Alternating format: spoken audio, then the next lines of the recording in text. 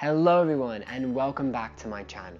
This is where I like to give you some tips and tricks to tackle that interior space of yours. But as you may or may not know, I like to start off with a quote that I later tie into the tip and trick of the week. So without further ado, let's get started. Today's quote of the day is, "Never regret. If it's good, it's wonderful. And if it's bad, it's experience." So now on to the tip and trick of the week, and that is all about how to select the right type of paint and color for your space. So to start off, I'm going to tell you what types of paints there are. Now there are a bunch of different types, but I'm going to go through the basic selection that you will find within your everyday hardware store. First off, there is flat. Flat type paint is more suited for ceilings, but it is also wanted in spaces where there may be a bit imperfections within the walls because it does hide those more than your gloss, semi-gloss, or products that have a bit more sheen to them. I typically love flat paint. I use it on my walls, but it is a bit more difficult to clean, so you do have to be a bit more specific and pay a bit more attention to where you place it in your house. Next, there is your low luster, your satin, and your eggshell. These types of paints are used for areas where you want a bit more sheen, a little bit more shine. They are much easier to clean, so they're great for your hallways, your bathrooms, your bedrooms, and also playrooms. Lastly, there is your semi-gloss and gloss.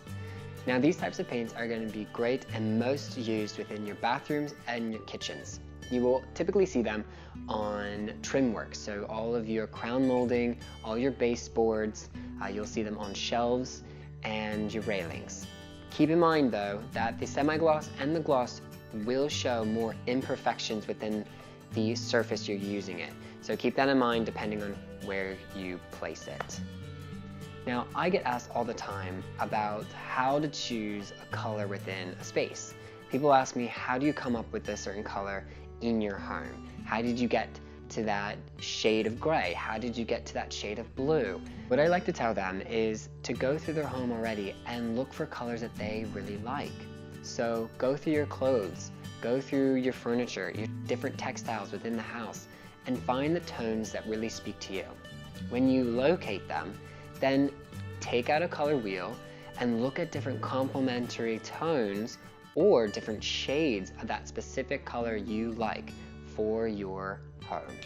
Next, you want to think about the color you're going to use within the space. So just remember, a darker tone is going to make the space feel smaller yet cozy, and a lighter tone is going to make an area seem larger and brighter.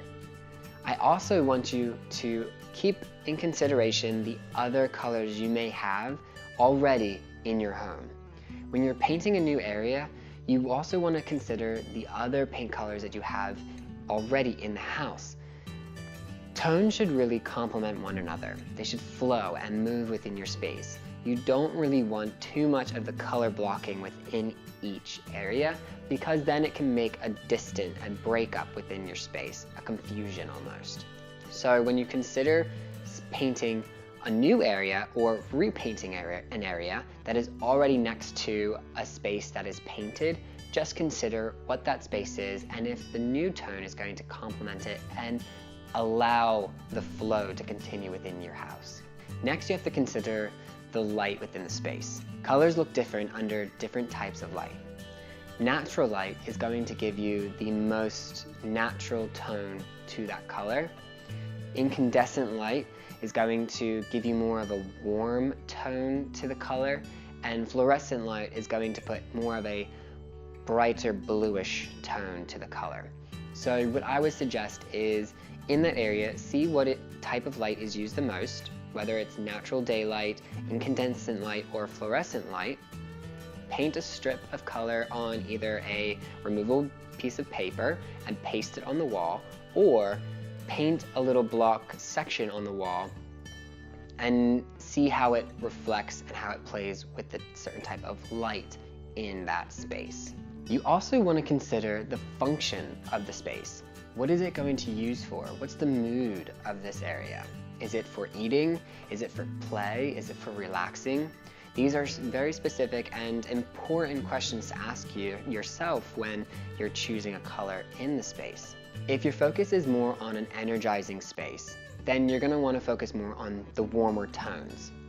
If it's more on a relaxing space, then you want to go more towards the neutral tones.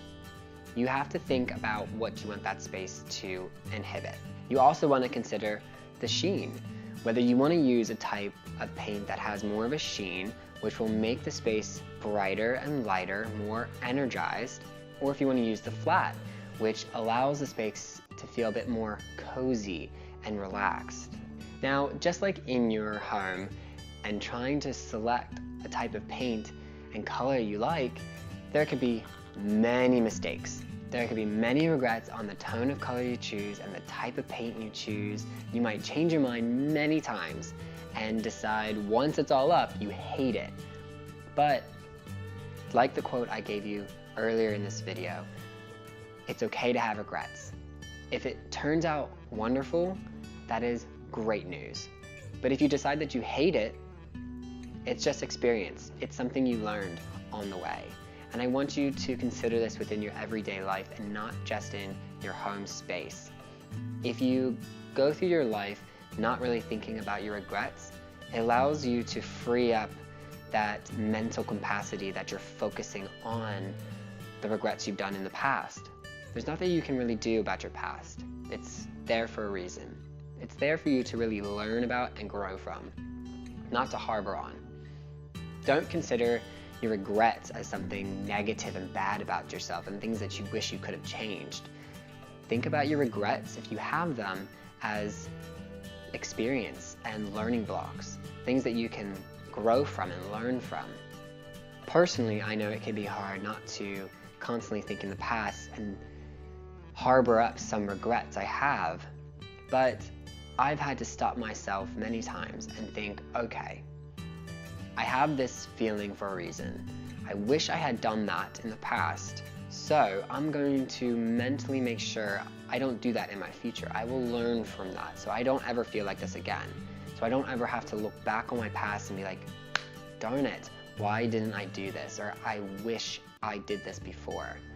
I don't ever want to feel those feelings again and be in that position. So I mentally decide to choose to learn from my regrets than constantly make them over and over again, or dwell over them and harbor it. Just like the regrets that you and I may have, I even have regrets in these videos that I make, but I don't take them as regrets, I take them as experience, and I'm more than welcome to share them with you. So here they are. Today's tip and trick is all about how to choose that right paint. Today's tip and trick is how to choose the right paint for your space. Now, it can become a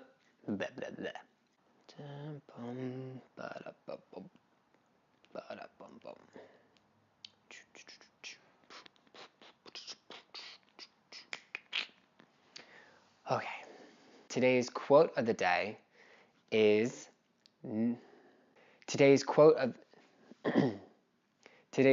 of the day is never regret. If it's great, and even when you're choosing a color, all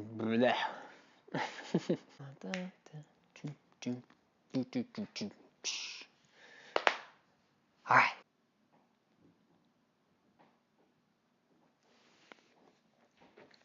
Now these types of paints are going to be great and most used. First off, there's flat. Flat. Now I get asked all the time what type of paint I should be using, what colors. I know it can be very different. I know it can be, what am I saying? Cut. I hope through watching this video you now have a bit more understanding of what you can do within your space as far as the types of paint you can use and the colors and what to choose. And I hope that you realize that the regrets in your lives aren't necessarily a bad thing, and there are things to progress you in life and to make you learn. And just like within your space, if you choose a color that you don't like, it's not a regret. It's nothing bad. They can be changed. It can be learned from. You now know what works and what doesn't work within your space. And just like in your everyday life, the regrets show you what works and what doesn't. So you grow and you learn from it. Don't stay in the past and don't harbor over it. Okay? Well, I hope you all had a fantastic day today. Remember, if you liked this video and the other ones before it, please like and subscribe. That really shows me that you enjoy what I have to give to you. And I hope you all have a wonderful day, and I'll see you next time. Bye.